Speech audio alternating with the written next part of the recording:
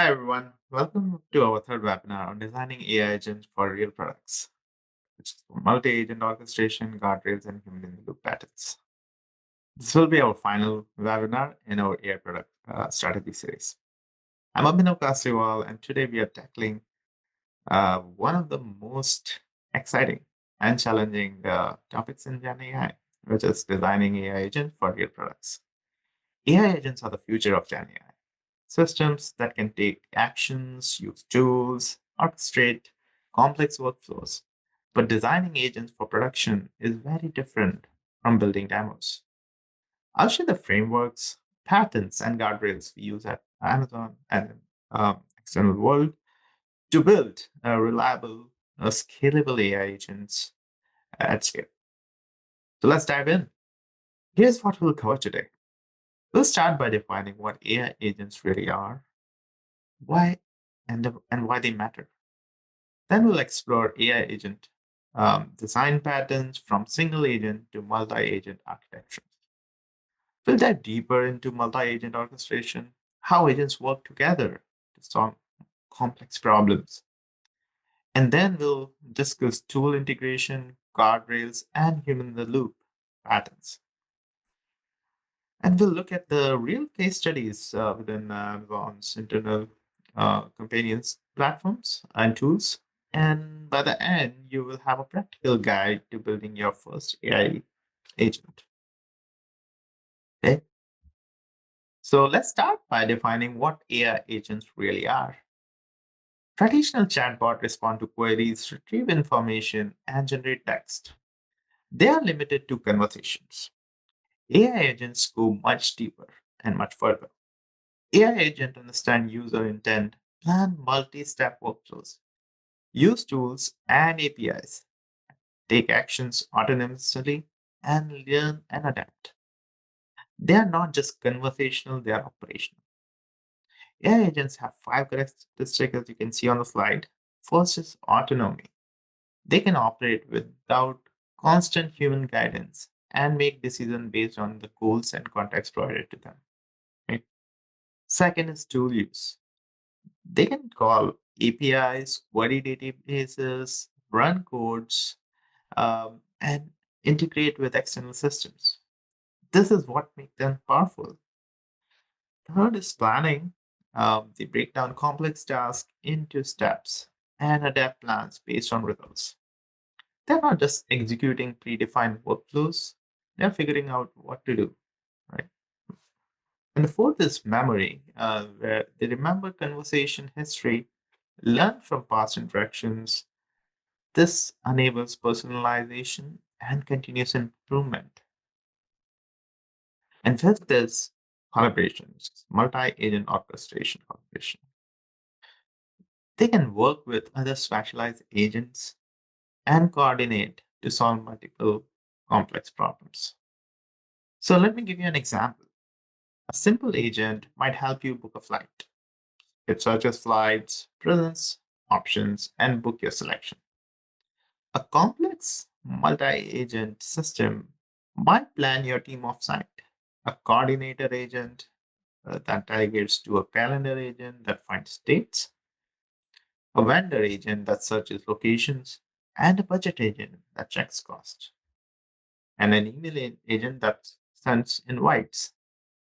So you see, this is the power of AI agents all working together. They can handle complex multi-step workflows that will be impossible for traditional chat agents or chatbots. Okay, so now why should product managers care about AI agents? It's because they represent a fundamental shift on how we build AI products. Okay, from single task to multitask systems, we are moving from AI as a feature to AI as an agent, from reactive to a proactive AI, from single task to multitask systems, and from human driven to AI driven workflows. And as part of that, like the business opportunities are enormous. You see on the slide, like the four pillars, but like for productivity, Agents are able to automate complex workflows. They can reduce the time from hours to minutes and enable 24/7 operations. For cost, they reduce manual labors, decrease support tickets, and optimize resources. Third being user experience, where AI agents can provide proactive assistance, personalized workflows, and seamless tool integration. And for competitive advantage, they offer differentiated capabilities, faster time to value, and scalable solutions. So let me give you some real examples. In Amazon, for internal AI uh, companions or product suites, we develop multi-agent systems serving over multi-million monthly active users.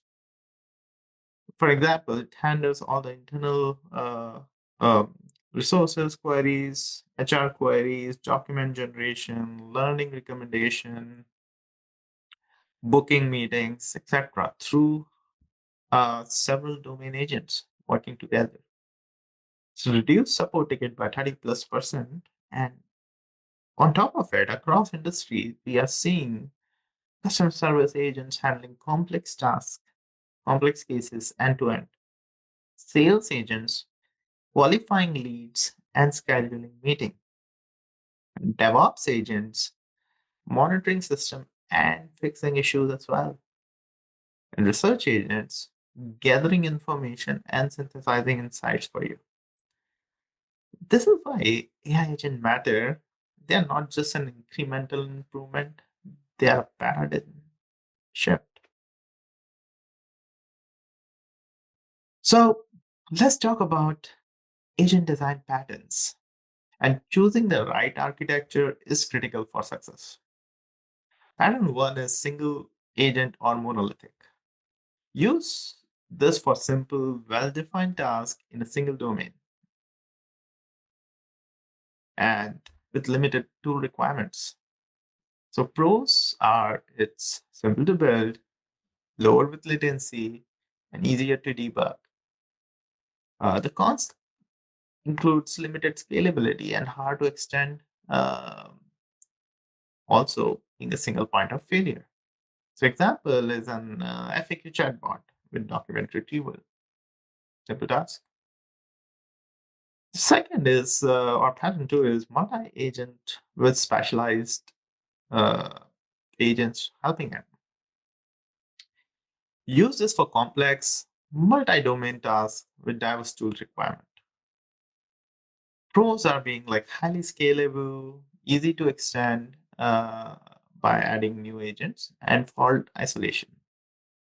The cons being more complex to build, higher latency due to coordinated overhead or coordination overhead, and harder to debug. Example would be an enterprise assistant with separate departments for human resources, information technology, finance, floor bookings, EAs, etc. Types of agents. So pattern three is hierarchical with a coordinator and workers. Use this for complex workflows with a clear decomposition and a need for centralized control. Pros being clear responsibility separation, effective task routing, and balanced complexity.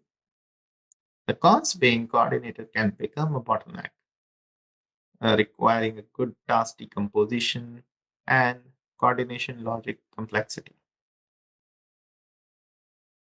The example is like one internal AI tools architecture is coordinating, working with a coordinator and having several domain agents. Patterns for four is collaborative or peer-to-peer. They use this for dynamic, unpredictable workflows that need agent negotiation and emergent problem solving. So Pro is being highly flexible, robust to failures, and emergent intelligence. The cons is bit complex to build, very complex to build, unpredictable behavior, difficult to control. Example is like research agent collaborating on complex analysis.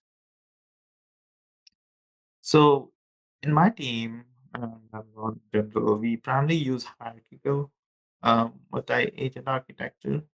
They give us right balance of scalability, control, and maintainability. But use what makes sense for your business and use cases.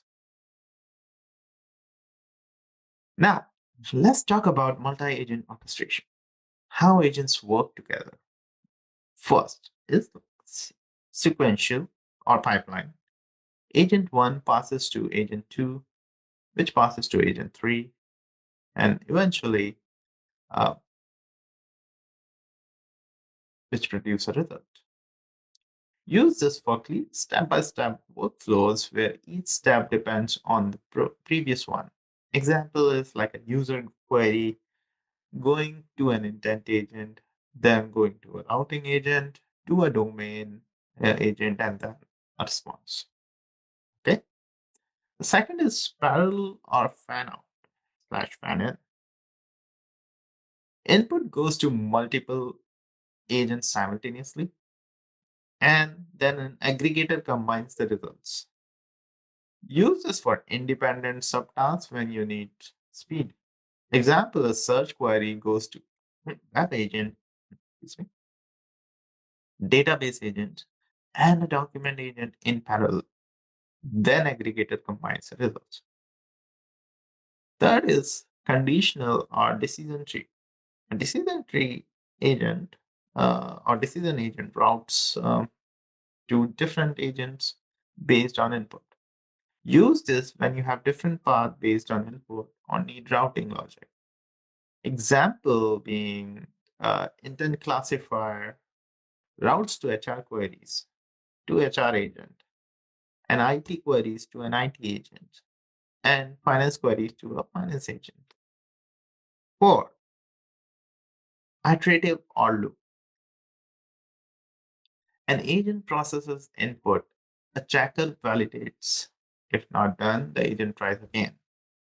Use this when refinement is needed for multi-turn problem solving. Example being a code generation agent creates a code, validator checks it, and if there are error codes, code agents tries again. So that's loop or iterative. Fifth being a hybrid, which combines all of this. This is what we generally use in my team and at Amazon, where our internal product suite companions orchestration use sequential intent detection, conditional routing by coordinator, parallel execution by multi-domain agents, and sequential aggregation, following up by iterative classification when needed. The key is choosing the right orchestration strategy for your use case. So take inspiration from examples, but work backwards from your customers, your use cases, and then deliver results using LPs from Amazon. Okay, so next one, let's talk about the two integrations, giving agents capabilities beyond conversations. Okay, tools are functions or APIs that agent can call to retrieve information, take actions, perform computations, and interact with system. They are what make agents powerful. I follow four tool design practices or principles. First is clear interface um, with well-defined inputs and outputs, descriptive name, and comprehensive documentation. Second being reliability with graceful error handling and meaningful error messages and retries. Third being security with authentication, authorization, input validation, and uh, with rate limit. And fourth being observability with logging, success or failure tracking, and performance monitoring. Tools fall into these four categories broadly. And information retrieval includes search, lookup, and query capabilities. Action execution includes create, update, delete, and send operations. Computation includes calculate, analyze, and transforming functions. And integration includes connections to CRM or like communication, productivity, and enterprise systems, etc. So, for an example from our internal AI companion suits, product suits, we integrated manager portal for organizational data retrieval, learning and broadcast orgs knowledge bases for the podcast generation and the capabilities around that. Employee directory lookup sources and tools are used for that. The document ingestion from multiple formats and analytics for engagement measurement. So each tool follows our design principle and is monitored continuously. And that's our goal. When selecting tools, ask 5 questions to yourself. Maybe. What capabilities does my agent or AI agent need? What tools already exist? What is the reliability requirement? What what is what are the security implications? First being like, how do I monitor and maintain tools? Tools are what transform agents from chatbots to operational systems. Okay, okay, that was clear. Now, let's talk about guardrails and fallbacks, keeping agents safe and reliable. So, guardrails matter because agents can take actions, not just generate text. Actions have real consequences. These are like financials, legal, safety, etc. Name it. So agents can make mistakes, and user needs to trust agents. That's why, like we implement guardrails in 4 layers, as you can see on the slide. Layer one being the input guardrail. We validate user input, detect malicious prompts like prompt injection, filter sensitive information, and implement rate limiting. Layer two being planning guardrails. Validate agents plan before execution, check for dangerous actions, require approval for high stake decisions, and limit the scope for actions. Layer 3 being the tool guardrail. Validate tool input, restrict tool access through permissions, implement dry run mode for testing, and require confirmation for destructive actions. Layer 4 being output guardrails. Validate output or like agent outputs, filter sensitive information, and check out for hallucination and ensure compliance. Okay. So for fallback broadly, we have 5 strategies. User like you can use it, what works in your product framework. First being like graceful degradation. If an agent A fails, try agent B. If both fail, return to harmful error message. Straightforward. Second being the human in the loop. If the confidence is below a threshold, ask for a human for guidance. Third being safety falls. If was uncertain, the safest option, choose the safest option and explain the limitation. Safety fall. Fourth being like retry with backup. Well, it's not on the slide, but if there is a transient failure, try with exponential backup, and if it persists, escalate. Probably fifth being like circuit breaker, which is if the failure rate exceeds a threshold, stop calling service, the failing service, and then return a cached or default response. So basically, you already know that the service is failing. You go for cached and look into the options which are more default. Here's how we implemented this in an internal, our internal AI assistant companion suite of for Amazon. For input, we detect and redact PI information and detect prompt injections and rate limit use per user. For planning, we validate actions, require approval for sensitive operations, and limit scope. For tools, implemented document access controls, API authentication, and driver mode. And for output, we require source attribution, display confidence score, and detect hallucination. For fallbacks, if an agent is uncertain, um, we provide multiple options. And then if agent fail, escalate to human support. If a tool fails, we show graceful error messages as well. So guardrails and fallback are non-negotiable for our production agent for it to work, scale, and build trust. So that's all working backward from customers and earning trust of the users for long term. Okay, so let's talk about human in the loop patterns. Where and how to involve humans. Okay, so first is high stake decisions like financial transaction, legal decisions, safety critical actions, or irreversible one-way door operations. Okay. Second being the low confidence situations like agent uncertainty, ambiguous intent, conflicting information, and novel situations.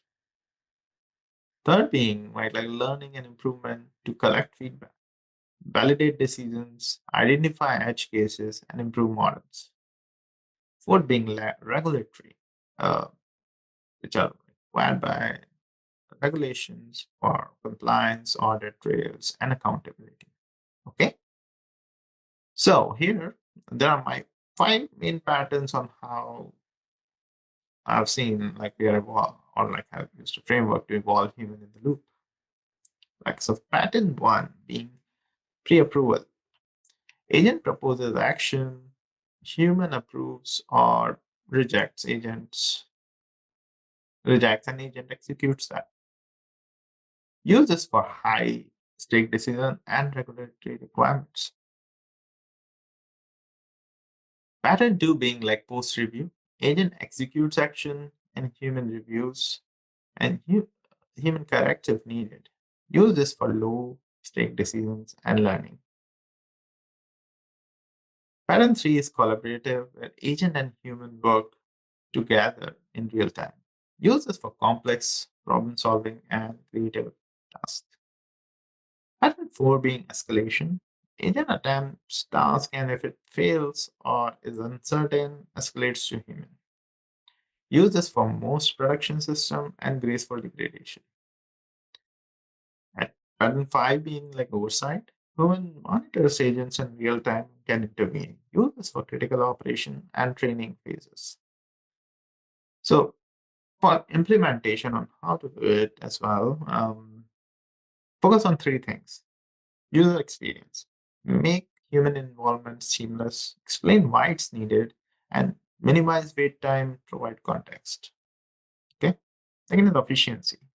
Automate routine decisions while reserve humans for complex cases. Batch reviews when possible and continuously improve the agent. That being like the feedback loop. Capture human decisions, use them to improve the agent, and measure reduction in human involvement while celebrating the improvements. So here is how I'm doing it in my team and in Amazon's AI companions. We use escalation pattern for uncertain queries. Agent says a certain amount this. Would you like to connect with an human resource or benefit support or a legal support? We provide seamless handoff to human agent and capture human feedback to improve the AI. Human in the loop is not a failure. It's a feature that makes agents more reliable and trustworthy. So consider this as a feature itself, not a fall safe scenario or a failure scenario. Very important to understand as an AI product manager and where the industry is going. Okay. So let me bring this all together with real case studies for Amazon AI Companion and for use for multi-agent systems. Okay. So challenge was providing AI assistance to the global workforce for IT support, HR queries, learning recommendation, document generation, productivity tools, and several other things that we do internally at the company for different type of job roles and levels and execution. So we built a campaign which is a multi-agent AI assistant now serving millions of monthly users. And here's the architecture. A coordinator agent receives user queries, detect intent, routes to appropriate domain agents, aggregate responses, and generate final responses. You have hundreds of agents, including HR, IT, Learn, Document Calendar, and several specialized agents building using the features itself or building the features itself. We integrated a tool like um, Manager support for organizational data, learning broadcast for learning content, directory and employee directory lookups, document ingestions for internal team usage, onboarding employees, analytics for engagement tracking, and then also several types of integration for health or um, shopping and ordering and things of that nature. Okay, so we implemented guardrails at every layer. Input guardrails for PI data detection, prompt injection detections, and rate limiting. Planning guardrails for action validation and approval. Tool guardrails for access control and authentication. Output guardrails for source attribution and hallucinations. And use human in the loop with an escalation pattern for uncertain queries. Seamless handoff to human support and feedback captures for continuous improvement. The results speak for themselves. Millions of monthly active users with several million questions or queries coming to our track suits. Um, and then I think 70 plus percent returning users on a weekly basis. And then beyond that, the like 30 plus percent reduction in support tickets with sub-second response time at scale. And with hundreds of domain agents working seamlessly together. Here's some of my key learnings, which is one is start simple and scale gradually. I launched like 5 agents and then expanded to hundreds based on user demand. Two being like invest in orchestration. The coordinator agent is critical. Routing logic determines success. Three being building guardrails from the day one. We prevented major incidents by building safety into architecture. Both being like human in the loop as being essential. Escalation pattern builds different and high level of trust, and feedback improves agents. Five being monitoring everything. Track agent performance, tool usage, user satisfaction, thumbs up feedbacks, interest channels, monitoring, and customer reach out, presentation, etc. for continuous improvement. This is what production AI agents look like at a scale. Okay, so let me give you a practical implementation guide for building your first AI agent. Right? The first phase one, define. In week one, identify your use case, choose your architecture, and define guardrails. Phase two being built. In weeks 2 to 4, build your core agent with intent detection, and planning logic. Integrate tools with error handling, and beyond that, implement guardrails at all layers and add human in the loop with escalation criteria. Phase three being like testing. In week 5 to 6, do unit testing of each component, integration testing of end to end workflows, and red team testing with adversarial inputs. Phase four being the pilot. In week 7 to 10, select 50 to 100 pilot users with diverse use cases, monitor continuously and closely while tracking all metrics. Iterate to fix bugs and improve. And in phase 5, launch it. In week 11 and beyond, prepare for scale and load testing and cost optimization. Do gradual rollouts from 10% to 100% and continuously improve based on data. For tools and framework, use LLM frameworks like Longchain, Llama Index, or AWS Bedrock agents. For orchestration, you can use LangGraph, AutoGen, or True AI. And for evaluation, you can use Langsmith, weight and biases, or custom frameworks. Choose what helps you, any other tool which are similar to them. So this can serve as your roadmap for building production AI agents for your business. Okay, so let's wrap up with your AI agent toolkit. One, agents are the future. Move from chatbots to autonomous system that can plan, use tool, and take actions. Two, choose the right architecture. Single agent for simple tasks, multi-agent for complex tasks, hierarchical for most production systems. Third being like orchestration matters. Choose sequential, parallel, conditional, iterative, or hybrid orchestration based on your workflow. Invest in coordinated logic. Very important. Fourth being like tools give agents power. Design for reliability, security, and observability. Monitor tool usage continuously. Five being guardrails are non-negotiable. I've been speaking in previous webinars as well. Implement at all layers uh, with fallback strategies. Build safety from day one. Six being human in the loop, which builds trust, long-term trust, and earn customers' trust, being a tenet and principle to follow across your product or AI journeys. Use for high-stake decision, the human in the loop, and wherever the low confidence. Capture feedback and continuously improve. And seven being like start simple and scale gradually.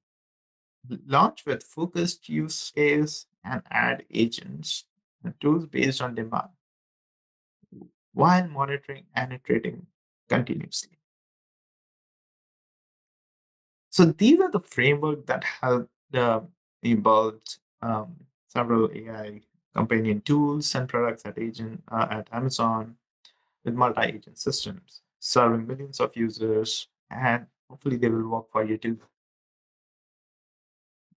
Cool. With that, right, like thank you for joining me for all the three webinars in this AI product strategy series.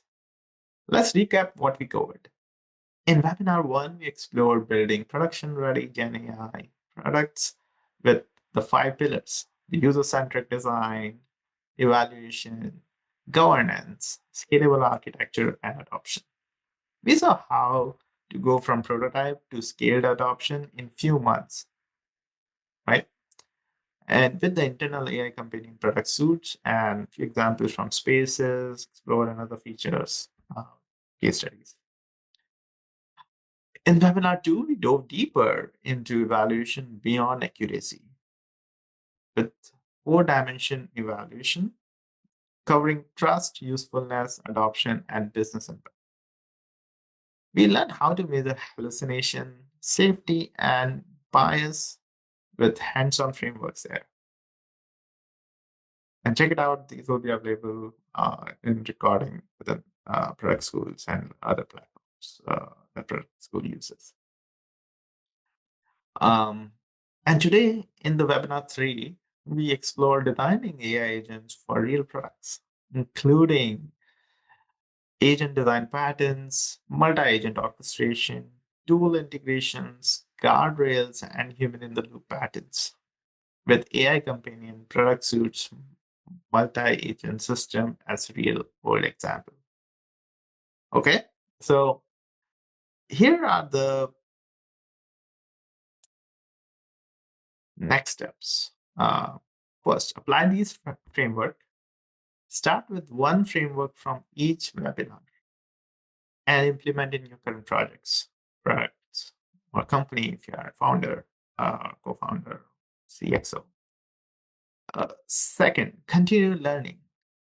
Follow AI product management best practices and stay updated on Gen AI developments. It's changing fast, and one principle that you have to keep at your heart is learn and be curious while being ownership of your own learning trajectory, having customer obsession.